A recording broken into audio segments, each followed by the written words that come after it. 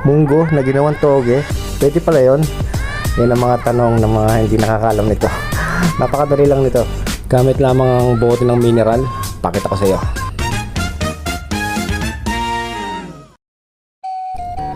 Ganyang karaming munggo lang. Binabad ko lang siya ng almost 1 hour.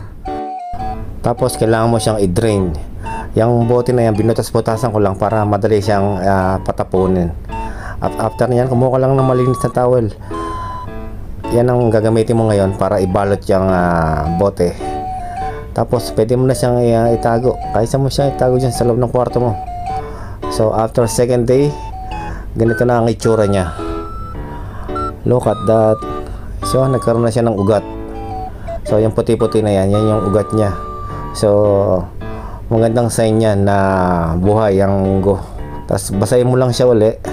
Tapos patapunin mo, same step lang, balutin mo siya uli, itago mo lang siya uli. Tapos kinabukasan, ganun pa rin, basahin mo lang, parang dinidiligan mo at saka mo itago uli. Day 4, ganito na ang itsura niya.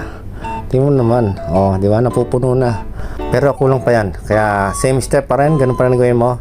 At ito na yon, day 5, ayan na siya, punong-puno.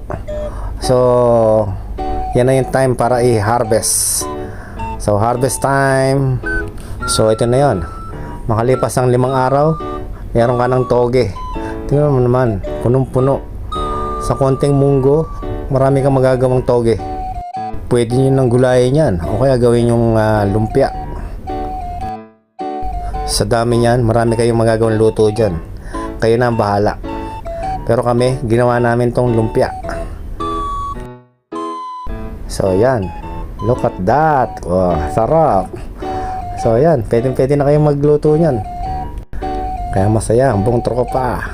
Kain na.